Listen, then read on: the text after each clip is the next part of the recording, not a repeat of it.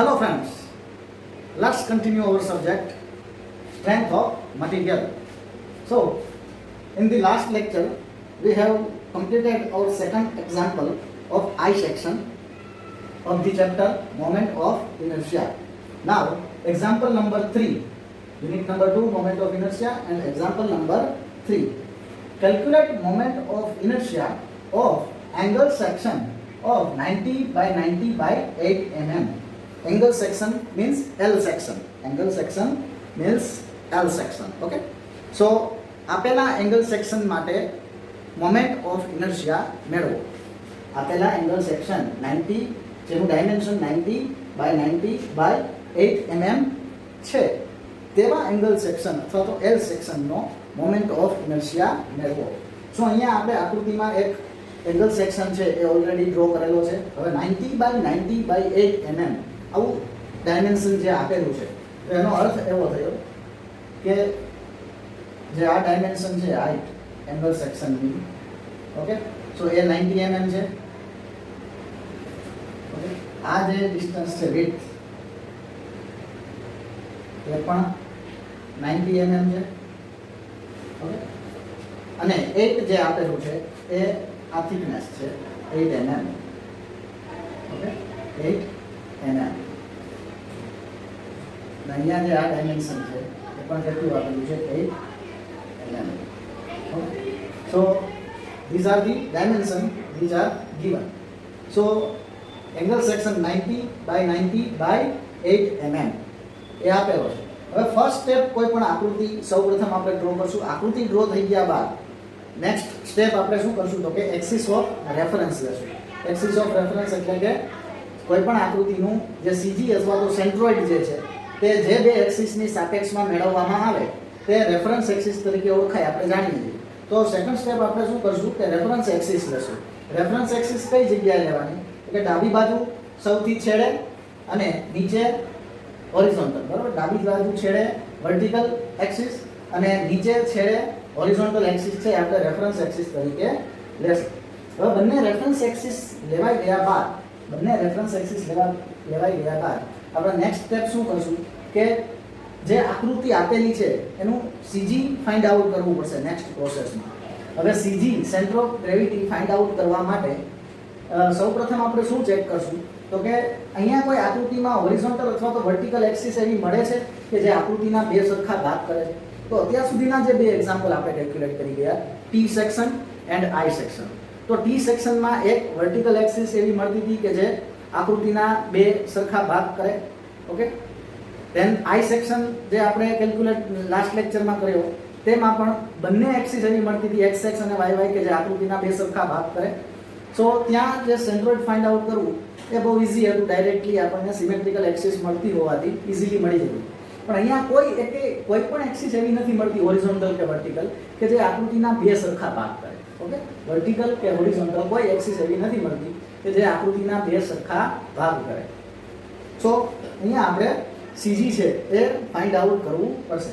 હવે CG find out કરવા માટે એનું સીજી છે એંગલ સેક્શનનું સીજી છે એ એપ્રોક્સિમેટ અહીંયા ક્યાંક હશે. ઓકે, એપ્રોક્સિમેટ એનું સીજી છે અહીંયા હશે. આ વાય વાય છે એ સીજીમાંથી પસાર થતી વર્ટિકલ એક્સિસ, એક્સ એક્સ છે એ સીજીમાંથી પસાર થતી હોરિઝોન્ટલ એક્સિસ. આપણે જે મેળવવું છે એ શું મેળવવું છે? આ ડાયમેન્શન એક્સ બાર અને જે આ ડાયમેન્શન છે એ એટલે કે વાય બાર. આપણે આ બે ડાયમેન્શન છે એ મેળવવા છે. આ બંને ડાયમેન્શન મેળવવા માટે હવે આપણે શું કરશું તો કે આકૃતિ જે છે એને બે ભાગમાં ડિવાઈડ કરશું. એઝ અ એક્ઝામ્પલ આને પાર્ટ 1 અને આને પાર્ટ 2 કહીએ. હવે અહીંયા આકૃતિના બે સરખા ભાગ છે એ આપણે આ લાઈનને આ તરફ ખેંચીને પણ કરી શકીએ. ઓકે, અને આ લાઈનને વર્ટિકલી ડાઉનવર્ડ ખેંચીને આ તરફનો રેક્ટેંગલ છે બરોબર એને પણ અલગ કરી શકીએ. અને અહીંયા હોરિઝોન્ટલ લાઈન આ રીતે લઈ અને આ પાર્ટ 2 અને આ પાર્ટ અહીંયા સુધીનો જે છે એ 1 એ રીતે પણ પાર્ટ કરી શકાય. બરાબર, સો આપણે અત્યારે આ લાઈનને આ રીતે ખેંચી અને આ એક રેક્ટેંગલ પાર્ટ 1 છે. પાર્ટ 1 ને આપણે ડાયમેન્શન આપણે જોઈએ તો અહીંયાથી અહીંયા સુધીનું જે આ ડાયમેન્શન છે, ઓકે, અહીંયાથી અહીંયા સુધીનું ડાયમેન્શન એ 90 માંથી 8 જાય એટલે 80 82 mm થશે 82 mm okay 82 mm by 8 part 1 82 by 8 અને પાર્ટ 2 છે એ 90 બાય 8 થશે હવે સીજી ફાઇન્ડ આઉટ કરવા માટે સૌપ્રથમ તો બંને પાર્ટના એરિયાની રિક્વાયરમેન્ટ તો રહેવાની જ છે નો સિમેટ્રિકલ એક્સિસ ઓકે અહીંયા કોઈ સિમેટ્રિકલ એક્સિસ મળતી નથી ઓકે સો સૌપ્રથમ આપણે શું કરશું પાર્ટ 1 અને પાર્ટ 2 માટે એરિયા A1 અને એરિયા A2 છે એ ફાઇન્ડ આઉટ કરી લેશું પાર્ટ 1 નો એરિયા આપણે કરીએ તો 82 × 8 થશે પાર્ટ 1 82 બાય 8 સો 82 બાય 8 તમે તમારા કેલ્સીમાં કરશો તો તમને આન્સર મળશે 656 mm square okay then 90 part 2 90 by 8 so area મળશે 720 mm સ્ક્વેર પાર્ટ 1 અને પાર્ટ 2 ના એરિયા મળી ગયા બાદ પાર્ટ 1 નું સીજી છે એ ક્યાં હશે તો કે એક્ઝેક્ટ તેના સેન્ટરમાં રેક્ટેંગલ નું સીજી ક્યાં હોય એક્ઝેક્ટ તેના સેન્ટરમાં અને પાર્ટ 2 જે છે પાર્ટ 2 તેનું સીજી પણ ક્યાં હશે એક્ઝેક્ટ તેના સેન્ટરમાં ઓકે સો અહીંયા આપણે તમે આ જોઈ શકો છો આ પાર્ટ 2 નું સીજી માંથી પસાર થતી હોરિઝોન્ટલ અને વર્ટિકલ એક્સિસ આ જે છે એ પાર્ટ 2 ના સીજી માંથી પસાર થતી ઓકે સો અહીંયા એક્સિસ તમે જોઈ શકો ઘણી બધી થઈ ગઈ છે એટલે કોમ્પ્લિકેશન થોડા વધી જાય બરાબર એટલે અલગ કલર છે એ યુઝ કરવો ખાસ જરૂરી છે એક્સિસને ડ્રો કરવા માટે સો હવે જે આપણે ડાયમેન્શન જોઈએ છે x1 y1 અને x2 y2 એટલે રેફરન્સ એક્સિસ થી પાર્ટ 1 ના સીજી ના અંતર x1 અને y1 અને રેફરન્સ એક્સિસ થી પાર્ટ 2 ના સીજી ના ડિસ્ટન્સીસ x2 અને y2 ઓકે સો અહીંયાથી જે આ ડિસ્ટન્સ છે આ વર્ટિકલ એક્સિસ જે સીજી માંથી પસાર થાય છે તો જે આ ડિસ્ટન્સ છે એ શું થશે x1 પાર્ટ 1 ના સીજી નું હોરિઝોન્ટલ ડિસ્ટન્સ અહીંયાથી અહીંયા સુધીનું ડિસ્ટન્સ એ થશે x1 અને એ x1 કેટલું થશે સો x1 is equal to 8 by 2 so it will be 4 mm okay it will be 4 mm then y1 part 1 okay reference axis થી પાર્ટ 1 ના સીજી નું જે વર્ટિકલ ડિસ્ટન્સ છે એ y1 થશે ઓકે અહીંયાથી અહીંયા સુધીનું જે વર્ટિકલ ડિસ્ટન્સ છે ઓકે આ જે વર્ટિકલ ડિસ્ટન્સ છે અહીંયાથી અહીંયા સુધીનું એ y1 થશે અને y1 જે ડિસ્ટન્સ છે એ y1 કેટલું થશે તો y1 ડિસ્ટન્સ છે એ ટોટલ ડિસ્ટન્સ પાર્ટ આ જે 8 છે ઓકે 8 પ્લસ 82 કરતા હાફ જેટલું અંતર હશે અહીંયાથી અહીંયા સુધીનું આ પાર્ટ 2 ની અપર લાઈન જે છે ત્યાંથી અહીંયા આ x એક્સિસ છે એની ઉપર જે આ પાર્ટ 1 ના સીજી ની લાઈન છે હોરિઝોન્ટલ ત્યાં સુધીનું અંતર એટલે 82 નું હાફ થશે અડધું સો 8 પ્લસ 82 બાય 2 સો 8 પ્લસ કેટલા થશે 82 by 2 means 41 so y1 will be 41 plus 8 49 mm y1 will be 49 mm x1 will be 4 mm okay now for part 2 x2 for part 2 x2 એટલે કે પાર્ટ 2 નું સીજી છે એ અહીંયાથી કેટલા ડિસ્ટન્સ પર છે ઓકે આ જે ડિસ્ટન્સ છે એ થશે x2 આ જે ડિસ્ટન્સ છે કેટલું થશે x2 હવે આ ડિસ્ટન્સ x2 જે છે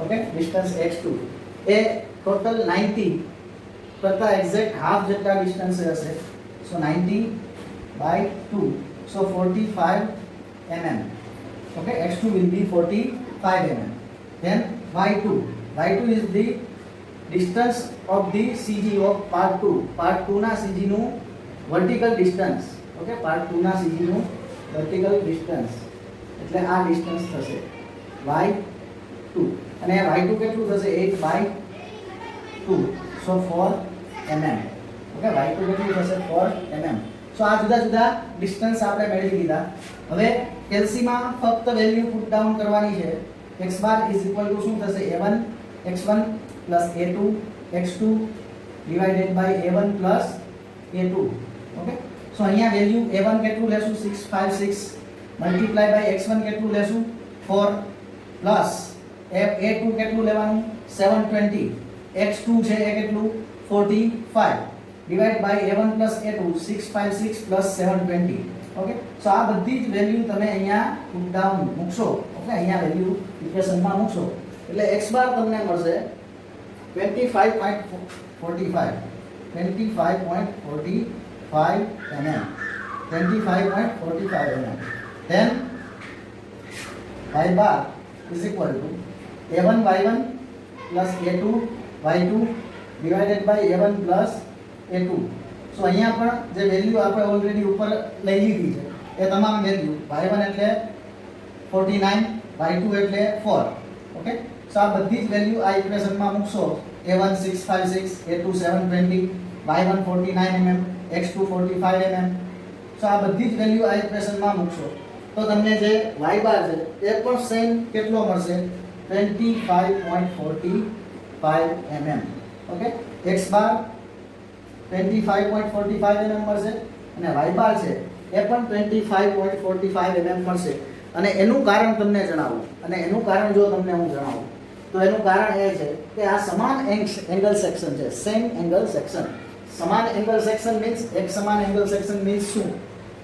ઓકે એક સમાન એંગલ સેક્શન મીન્સ જો એની હાઈટ અને વિડ્થ બંને સરખા હોય તમે અહીંયા જોઈ શકો છો 90 બાય 90 ઓકે 90 બાય 8 સો એની હાઈટ અને વિડ્થ જે છે એંગલ સેક્શનની એ સરખી હોય તો એ એક સમાન એંગલ સેક્શન કહેવાય અને ત્યારે તમે એનું CG નું જે અંતર મેળવશો એ હંમેશા ઓકે CG નું જે યામ મેળવશો તમે ઓકે તો તે હંમેશા તેના x બાર અને y બાર કેવા મળશે તમને એક સરખા મળશે ખાસ યાદ રાખજો ઇઝીલી કે એક્ઝામમાં પણ તમે ડાયરેક્ટલી એવું કહી શકો આ ફાઇન્ડ આઉટ કરવાની કોઈ રિક્વાયરમેન્ટ નથી એક સમાન એંગલ સેક્શન હોય તો ફક્ત આટલી વસ્તુ ફાઇન્ડ આઉટ કરો a1 a2 x1 x2 a1 a2 x1 અને x2 મળી ગયા બાદ x બાર તમને ઇઝીલી મળી જશે x બાર મળી જાય તો તમે ડાયરેક્ટલી કહી શકો કે y બાર છે એ પણ એક સમાન એંગલ સેક્શન હોવાથી તેટલો જ થશે ડાયરેક્ટલી તમે લખી શકો 25.45 mm ઓકે સો CG ના અંતર જે યામ છે આપણને આ CG પોઈન્ટ જે છે તે મળી ગયા હવે ત્યારબાદ આપણે મોમેન્ટ ઓફ ઇનર્શિયા જોઈશું કે હવે કઈ રીતે મેળવી શકાય નાઉ હવે આપણે સેન્ટર ઓફ ગ્રેવિટી CG છે એ એંગલ સેક્શન આપેલા એંગલ સેક્શન માટે મેળવી ઓકે સો હવે મોમેન્ટ ઓફ ઇનર્શિયા મેળવવાનો છે તો પહેલો પ્રશ્ન એ થશે નેક્સ્ટ સ્ટેપમાં કે મોમેન્ટ ઓફ ઇનર્શિયા મેળવવો છે તો કઈ એક્સિસને અનુલક્ષીને મેળવવાનું એવું કંઈ ડેટામાં આપેલું છે ખરું તો અહીંયા આપણે જે ડેટા જોયો હમણાં કે calculate moment of inertia of angle section 90 by 90 by 8 mm ત્યાં કોઈ પ્રકારનું આપણને જણાવેલું નથી કે કઈ એક્સિસને અનુલક્ષીને મેળવવાનું તો મેં અગાઉ તમને જણાવ્યું એ મુજબ કે જ્યારે કોઈ એવી માહિતી ન આપેલી હોય ત્યારે હંમેશા તેના સીજીમાંથી પસાર થતી હોરિઝોન્ટલ અને વર્ટિકલ જે એક્સિસ છે તેને અનુલક્ષીને જ મોમેન્ટ ઓફ ઇનર્શિયા મેળવવો ઓકે હવે આપણે સીજીમાંથી પસાર થતી જે હોરિઝોન્ટલ એક્સિસ છે xx સૌપ્રથમ આ xx એક્સિસને અનુલક્ષીને મોમેન્ટ ઓફ ઇનર્શિયા મેળવીએ સો આ xx એક્સિસને અનુલક્ષીને મોમેન્ટ ઓફ ઇનર્શિયાની વાત કરીએ આપણે આ xx એક્સિસને અનુલક્ષીને મોમેન્ટ ઓફ ઇનર્શિયાની વાત કરીએ તો એ શું થશે તો કે ix બે પાર્ટ છે અહીંયા સો સૌપ્રથમ આપણે xx એક્સિસને અનુલક્ષીને પાર્ટ 1 નો મોમેન્ટ ઓફ ઇનર્શિયા મેળવશું પ્લસ xx એક્સિસને અનુલક્ષીને પાર્ટ 2 નો મોમેન્ટ ઓફ ઇનર્શિયા મેળવશું એ બંને મળી જાય એટલે તેનો સમેશન કરી દેશું કે જેથી આપણને આખા સેક્શન એંગલ સેક્શનનો xx એક્સિસ જે હોરિઝોન્ટલ એક્સિસ છે તેને અનુલક્ષીને મોમેન્ટ ઓફ ઇનર્શિયા મળી જાય ઓકે સો હવે ફર્સ્ટ સ્ટેપ આપણું ફોર પાર્ટ 1 ixx1 એટલે કે પાર્ટ 1 ના સીજી માંથી પસાર થતી પાર્ટ 1 છે જે પાર્ટ 1 એનું સેક્શનના સીજી માંથી પસાર થતી જે xx એક્સિસ છે તેને અનુલક્ષીનો moment of inertia okay so xx એક્સિસને અનુલક્ષીને પાર્ટ 1 નો મોમેન્ટ ઓફ ઇનર્શિયા એ ig1 સમાંતર અક્ષ પ્રમેય મુજબ પેરેલલ એક્સિસ થિયરી મુજબ xx એક્સિસને અનુલક્ષીને પાર્ટ 1 નો મોમેન્ટ ઓફ ઇનર્શિયા બરાબર equal to ig1 means part 1 ના સીજી માંથી પસાર થતી જે એક્સિસ છે પાર્ટ 1 ના સીજી માંથી પસાર થતી જે એક્સિસ છે એને અનુલક્ષીને મોમેન્ટ ઓફ ઇનર્શિયા એટલે ig1 okay so ig1 plus area of part 1 into h1 square area of part 1 into h1 square. So Ig1 okay. So part 1 ના CG માંથી પસાર થતી જે એક્સિસ છે હોરિઝોન્ટલ એક્સિસ તેને અનુલક્ષીને મોમેન્ટ ઓફ ઇનર્શિયાની વાત કરીએ તો એ થશે bd³/12 plus area of part 1 A1 as it is રાખીએ અત્યારે h1 એટલે શું થશે h1 ની વાત કરીએ તો h1 એટલે આ જે બંને એક્સિસ છે ઓકે એના વચ્ચેનું જે આ વર્ટિકલ ડિસ્ટન્સ તમે અહીંયા જોઈ રહ્યા છો આ જે ડિસ્ટન્સ છે એ શું થશે h1 ઓકે આખા સેક્શનના સીધીમાંથી પસાર થતી હોરિઝોન્ટલ એક્સિસ એટલે કે xx અને પાર્ટ 1 ના સીધીમાંથી પસાર થતી હોરિઝોન્ટલ એક્સિસ વચ્ચેનું જે વર્ટિકલ ડિસ્ટન્સ છે તે h1 કહેવાશે. હવે આ h1 કઈ રીતે મળશે તો તમે અહીંયા જોઈ શકો કે y1 જે ડિસ્ટન્સ છે y1 એમાંથી આ y બાર જે છે y બાર એ y બારને જો બાદ કરી દેવામાં આવે તો આપણને h1 જે છે એ મળી જશે. સો y1 minus y bar whole square y1 minus y bar whole square. Now bd³/12 for part 1 b will be 8 okay 8 multiplied by 82³/12 okay. So this is Ig1. Now area of part 1 is 656 multiplied by y1 minus y bar okay y1 minus y bar y1 49 minus y bar જે આપણે already મેળવી ગયા 25.45 whole square okay. So કેલ્સીમાં સૌપ્રથમ તમારે આ step કરવું calculate plus કેલ્સીમાં આ step છે કેલ્ક્યુલેટ કરવું 49 25.45 કરશો ઓકે 29 25.45 કરવાથી જે આન્સર આવે તેનો સ્ક્વેર કરવો તે સ્ક્વેર કરી તેને 656 વડે મલ્ટીપ્લાય કરવો તે મલ્ટીપ્લાય થઈ જાય એ આન્સર અહીંયા લખો. આ આન્સર જે કેલ્ક્યુલેશનમાં આવે અહીંયા એ બંનેનો સમેશન કરવાથી તમને કેલ્સી દ્વારા અંતિમ આન્સર જે મળશે Ixx1 731.39 into 10⁻³ into 10⁻³ mm⁻⁴ okay into 10⁻³ mm⁻⁴ Ixx1. Now for part 2 માટે Ixx2 is equal to Ig2 plus A2 H2 square okay. Ixx2 means part xx axis ના લક્ષીને part 2 નો moment of inertia. Ig2 means part 2 ના CG માંથી પસાર થતી જે axis છે તેને અનુલક્ષીને મોમેન્ટ ઓફ ઇનર્શિયા એટલે Ig2 ઓકે. સો જે આ એક્સિસ છે એને અનુલક્ષીને મોમેન્ટ ઓફ ઇનર્શિયા શું થશે Ig2 અને A2 area of part 2 H2 એટલે શું તે આપણે હમણાં જોઈએ. Ig2 એટલે થશે d3/12 અહીંયા d1/12 અહીંયા d2/12 okay plus area of part 2 H2 કેટલું થશે H2 એટલે જે આ ડિસ્ટન્સ છે તમે અહીંયા જોઈ શકો છો xx એક્સિસ અને પાર્ટ 2 ના સીધીમાંથી પસાર થતી જે એક્સિસ છે એના વચ્ચેનું જે ડિસ્ટન્સ છે એ કેટલું થશે h2. હવે આ h2 જે છે એ કઈ રીતે મળશે તો એના માટે અહીંયા જુઓ y બાર માંથી જે y2 છે y બાર માંથી આ y2 છે બાદ કરવામાં આવે તો અહીંયાથી અહીંયા સુધીનું ડિસ્ટન્સ મળી જાય અને તે જ આપણું શું છે h2. So y bar minus y2 whole square. Now bd³/12. So for part 2 b means 90 and d means 8. So 90 into 8³/12 plus area of part 2 720 multiplied by y bar 25.45 minus y2 is 4 whole square. So 25.45 minus 4 so 21.45 whole square into 720.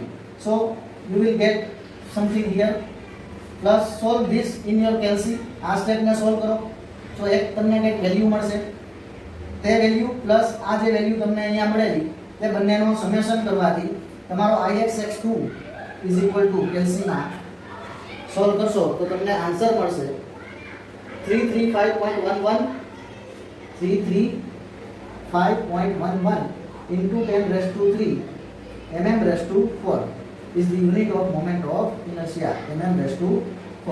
Okay, so Ixx1 and Ixx2 આપણને મળી ગયા 731.39 into 10 raised to 3 and 335.11 into 10 raised to 3. so એ બંનેનો summation કરવાથી Ixx is equal to એ બંનેનો summation કરવાથી આપણને answer જે મળશે 1.06 into 10 raised to 6 1.06 into 10 raised to 6 mm raised to 4. Okay, so આ છે આપણો જવાબ. xx એક્સિસ ને અનુલક્ષીને એંગલ સેક્શનનો moment of inertia. Now iy, હવે iy એટલે કે y એક્સિસ ને અનુલક્ષીને આપેલા સેક્શનનો મોમેન્ટ ઓફ ઇનર્શિયા એટલે કે પાર્ટ 1 નો y એક્સિસ ને અનુલક્ષીને મોમેન્ટ ઓફ ઇનર્શિયા iy1 અને પાર્ટ 2 નો y એક્સિસ ને અનુલક્ષીને મોમેન્ટ ઓફ ઇનર્શિયા iy2. એ બંનેનો સરવાળો કરવાથી આપણને આખા સેક્શનનો y એક્સિસ ને અનુલક્ષીને મોમેન્ટ ઓફ ઇનર્શિયા મળશે. Okay, so first for part 1 માટે y એક્સિસ એટલે કે જે સેક્શનના સીધી માંથી પસાર થતી વર્ટિકલ એક્સિસ છે y એક્સિસ, એ y એક્સિસ ને અનુલક્ષીને moment of inertia is equal to part 1 ના સીધી માંથી પસાર થતી જે વર્ટિકલ એક્સિસ છે. ઓકે, ig1 એટલે અહીંયા શું થશે, પાર્ટ 1 ના સીધી માંથી પસાર, અહીંયા ig1 ડેશ આપણે નામ આપી દઈએ, ig1 ડેશ, અહીંયા a1 ડેશ, અહીંયા h1 ડેશ. ઓકે, કારણ કે અહીંયા હવે વર્ટિકલ એક્સિસ ની વાત છે. ઓકે, સો પાર્ટ 1 ના સીધી માંથી પસાર થતી જે વર્ટિકલ એક્સિસ છે તેને અનુલક્ષીને મોમેન્ટ ઓફ ઇનર્શિયા એટલે ig1 અને એ કેટલું થશે d b cube by 12 plus part 1 નો એરિયા a1 ડેશ, પાર્ટ 1 નો એરિયા a1 અથવા તો a1 ડેશ, એ બંને સેમ જ રહેશે. ઓકે, h1 ડેશ ની વાત કરીએ, h1 અને h2 આપણે જોઈ ગયા. h1 ડેશ એટલે ડિસ્ટન્સ થશે આ. ઓકે, y એક્સિસ અને પાર્ટ 1 ના સીધીમાંથી પસાર થતી જે વર્ટિકલ એક્સિસ છે એના વચ્ચેનું ડિસ્ટન્સ એટલે h1 ડેશ. હવે આ h1 ડેશ અંતર મેળવવા માટે તમે અહીંયા જોઈ શકો છો કે આ x બાર જે ડિસ્ટન્સ છે, x બાર રેફરન્સ એક્સિસ થી y એક્સિસ નું અંતર છે એ કેટલું છે, x બાર.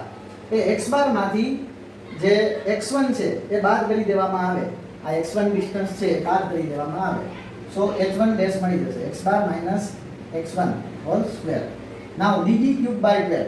હવે પાર્ટ 1 માટે d means 82 multiply by b means 8 cube divided by 12. So this is ig1 dash. એટલે કે પાર્ટ 1 ના સીધીમાંથી પસાર થતી જે વર્ટિકલ એક્સિસ છે તેને અનુલક્ષીને moment of inertia plus a1 means 656 mm square multiply by x bar 25.45 minus x1 4 square.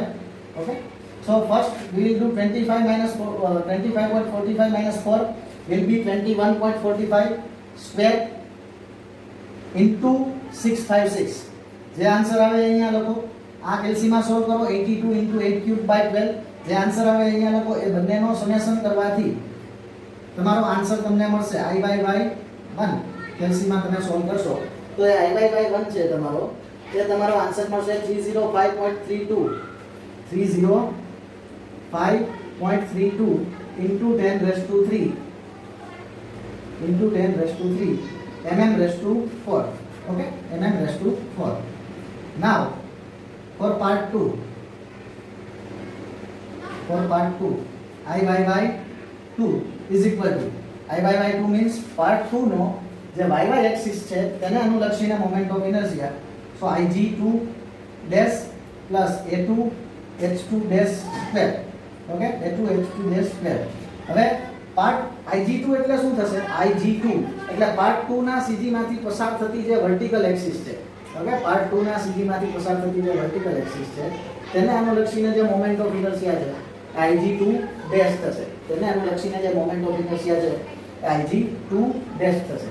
હવે ig2 ડેશ કેટલો થશે તો કે વર્ટિકલ એક્સિસ હોવાથી એ થશે db ક્યુબ બાય 12 ઇક્વેશન મુજબ મળશે.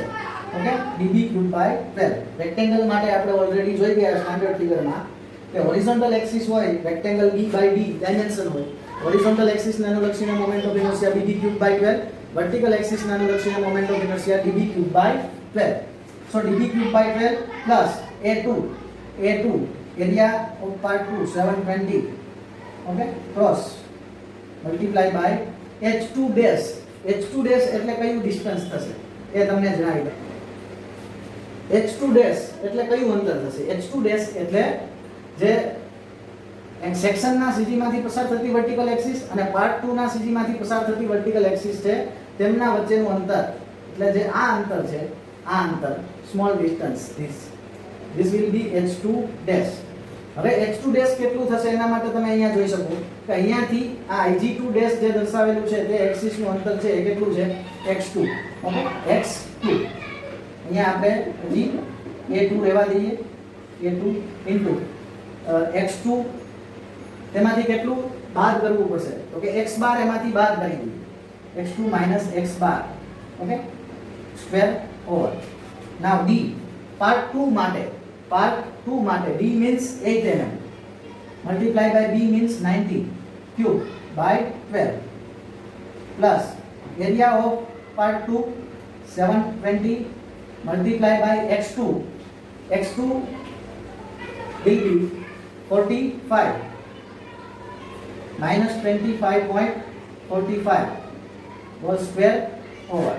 ઓકે સો કેલ્સીમાં આ બંને સ્ટેપ અલગ અલગ કેલ્ક્યુલેટ કરો, બંનેનો સમેશન કરો અને સમેશન કરવાથી પાર્ટ 2 નો વર્ટિકલ એક્સિસ y એક્સિસ ને અનુલક્ષીને મોમેન્ટ ઓફ ઇનર્શિયા તમને મળશે 761.18 multiplied by 10 raised to 3 mm raised to 4. Okay I by y2 is equal to તમને આ મળશે. હવે આ બંને મળી ગયા બાદ આ બંને વેલ્યુ છે અહીંયા I by y1 અને I by y2 મૂકવાથી I by y is equal to તમને મળશે is equal to 1.06 into 10 raised to 6 1.06 into 10 raised to 6 mm raised to 4. સો અહીંયા તમે જોઈ શકો છો કે ix ની જે આપણે વેલ્યુ મેળવી એ પણ 1.06 into 10 raised to 4, I by y ની જે આપણે વેલ્યુ મેળવી એટલે કે y એક્સિસ ને અનુલક્ષીને આપેલા એંગલ સેક્શનનો મોમેન્ટ ઓફ ઇનર્શિયા એ પણ આપણને 1.06 into 10 raised to 6 mm raised to 4 મળે છે. ઓકે સો આપણે આના ઉપરથી કહી શકીએ, હવે હંમેશા માટે યાદ રાખી શકીએ કે એક સમાન એંગલ સેક્શન હોય ઓકે એટલે કે 90 by 90 by 8 અથવા તો 100 by 100 by 8. ઓકે સો બે ડાયમેન્શન જ્યારે સરખા હશે ત્યારે તેના માટે ixx is equal to iy by થશે. ઓકે સો આ રીતે આપણે એંગલ સેક્શન માટે મોમેન્ટ ઓફ ઇનર્શિયા xx અને yy મેળવી શકીએ. નાઉ એક્ઝામ્પલ નંબર 4. હવે એક્ઝામ્પલ નંબર 4 તમે તમારી બુકમાં જોશો તો find moment of inertia about the base of an angle section of 90 by 90 by 10 mm 90 by 90 by 10 mm. Okay 90 by 90 by 10. So 90 by 90 એક સમાન સેક્શન એંગલ સેક્શન જ છે પણ ડાયમેન્શન છે એમાં અહીંયા 8 ને બદલે 10 mm અને અહીંયા પણ 8 ને બદલે 10 mm છે એ થશે. ઓકે 8 ને બદલે 10 mm થશે. હવે સૌપ્રથમ અહીંયા આપણે જોઈએ તો મોમેન્ટ ઓફ ઇનર્શિયા જે મેળવવાનો છે આપેલા એંગલ સેક્શનમાં એ બેઝને અનુલક્ષીને મેળવવાનો કીધો છે. મીન્સ બેઝ મીન્સ જે નીચેનો ભાગ છે ઓકે જે રેફરન્સ એક્સિસ આપણે સૌથી નીચે છેડે લઈએ છીએ હોરિઝોન્ટલ રેફરન્સ એક્સિસ એ એંગલ સેક્શનનો શું થશે બેઝ થશે. ઓકે તો સૌપ્રથમ આપણે રેફરન્સ એક્સિસ લેશું બંને ઓકે વર્ટિકલ અને હોરિઝોન્ટલ, ડાબી બાજુ છેડે અને સૌથી નીચે હોરિઝોન્ટલ બરાબર, ડાબી બાજુ છેડે વર્ટિકલ. સો રેફરન્સ એક્સિસ બંને લેવાઈ ગયા બાદ જે નીચેની હોરિઝોન્ટલ રેફરન્સ એક્સિસ છે તે શું થશે બેઝ, અને આ બેઝને અનુલક્ષીને આપણે મોમેન્ટ ઓફ ઇનર્શિયા મેળવવાનો છે. હવે બેઝને અનુલક્ષીને મોમેન્ટ ઓફ ઇનર્શિયા મેળવવાનો હોય તો એક ખૂબ જ અગત્યની બાબત તમને જણાવી દઉં કે એવા એક્ઝામ્પલ માટે તમારે સીજી ફાઇન્ડ આઉટ કરવાની કોઈ રિક્વાયરમેન્ટ છે નહીં. ના બેઝને અનુલક્ષીને મોમેન્ટ ઓફ ઇનર્શિયા મેળવવો છે તો પાર્ટ 1 નો બેઝને અનુલક્ષીને મોમેન્ટ ઓફ ઇનર્શિયા, પાર્ટ 2 છે એનો બેઝને અનુલક્ષીને મોમેન્ટ ઓફ ઇનર્શિયા, એ બંનેનો સરવાળો કરશું. સરવાળો કરવાથી આપણને બેઝને અનુલક્ષીને આપેલા સેક્શનનો મોમેન્ટ ઓફ ઇનર્શિયા મળી જશે. હવે પાર્ટ 1 માટે બેઝને અનુલક્ષીને moment of inertia I base 1, part 1 માટે બેઝને અનુલક્ષીને મોમેન્ટ ઓફ ઇનર્શિયા એટલે I બેઝ 1 એ કેટલો થશે તો કે ig1 a1 h1 સ્ક્વેર. હવે અહીંયા ig1 એટલે જે પાર્ટ 1 છે એ પાર્ટ 1 ના સીજી માંથી પસાર થતી જે હોરિઝોન્ટલ એક્સિસ છે પાર્ટ 1 ના સીજી માંથી પસાર થતી એટલે કે અહીંયાથી પસાર થતી જે હોરિઝોન્ટલ એક્સિસ છે તેને અનુલક્ષીને પાર્ટ 1 નો મોમેન્ટ ઓફ ઇનર્શિયા એ કેટલો થશે bd³ / 12. ઓકે, હવે area of part 1 into h1. હવે h1 એટલે કેટલું થશે તો અહીંયા તમે જોઈ શકો h1 એટલે બેઝ થી પાર્ટ 1 ના સીજી માંથી પસાર થતી હોરિઝોન્ટલ એક્સિસ વચ્ચેનું વર્ટિકલ ડિસ્ટન્સ એટલે h1 થશે h1. ઓકે, સો h1 કેટલું થશે એ માટે તમે અહીંયા જોઈ શકો કે અહીંયાથી અહીંયા સુધીનું આ ડિસ્ટન્સ છે એ આ 80 કરતા કેટલું થશે હાફ 80/2 એટલે કે 40 mm. ઓકે, પ્લસ આ ડિસ્ટન્સ કેટલું છે 10. સો અહીંયાથી આ ટોટલ ડિસ્ટન્સ છે એ કેટલું થશે h1 50. ઓકે, હવે bd³/12 મુજબ અહીંયા પાર્ટ 1 માટે b એટલે 10, d એટલે 80. So 10 * 80³/12. Area of part 1 will be 80 * 10. Rectangle નો એરિયા b × d 80 * 10. So it will be 800 * h1 40 + 10 so 50 square. So base ને અનુલક્ષીને પાર્ટ 1 નો મોમેન્ટ ઓફ ઇનર્શિયા કેલ્સીમાં આ સોલ્વ કરવાથી તમને ડાયરેક્ટલી મળશે 2.426 * 10⁶ mm⁴. Now for part 2. For part 2 માટે બેઝ ને અનુલક્ષીને moment of inertia = Ig2 plus area of part 2 * h2². Okay, so I base 2 = part 2 Ig2 means I base 2 means base ને અનુલક્ષીને પાર્ટ 2 નો moment of inertia. then Ig2 means part 2 ના સીધીમાંથી પસાર થતી જે હોરિઝોન્ટલ એક્સિસ છે તેને અનુલક્ષીને પાર્ટ 2 નો મોમેન્ટ ઓફ ઇનર્શિયા એ કેટલો થશે bd³/12 મુજબ. એ કયા ઇક્વેશન મુજબ મળશે bd³/12 ઇક્વેશન મુજબ. એરિયા ઓફ પાર્ટ 2 કેટલો થશે 90/10 90/10. so 900 multiplied by h2. h2 will be the distance between these both axes, vertical distance between these both axes, and this will be half of 10, half of this distance 10/2. Okay, so this will be 5. 10/2 means 5 square. bd³/12 b means અહીંયા part 2 માટે b means થશે 90. b means 10.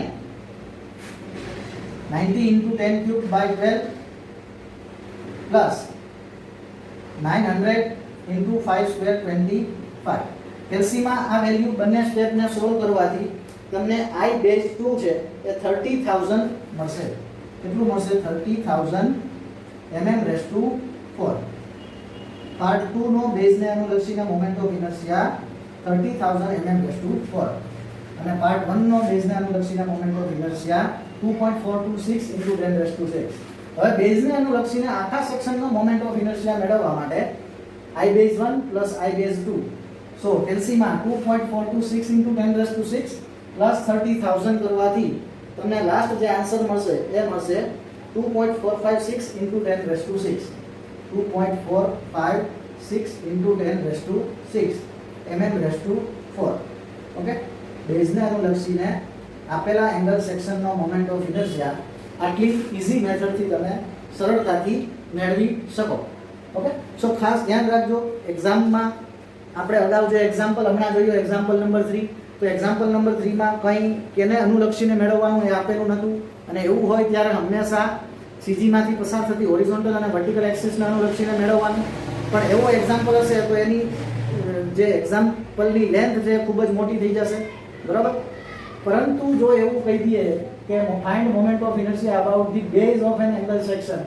Okay, સીજીમાંથી પસાર થતી axis સિવાયની કોઈ એક્સિસને અનુલક્ષીને moment of inertia મેળવવાનું છે એટલે તમારે સીજી ફાઇન્ડ આઉટ કરવાની જે રિક્વાયરમેન્ટ છે એ રહેતી નથી. એટલે એક્ઝામ્પલ છે ઘણો શોર્ટ થઈ જાય છે, તમે જોઈ શકો છો ફક્ત આટલી એક્ઝામ્પલની લેન્થ થાય છે. સો બેઝને અનુલક્ષીને એંગલ સેક્શનનો મોમેન્ટ ઓફ ઇનર્શિયા આટલી સરળતાથી મેળવી શકાય છે. Thank you.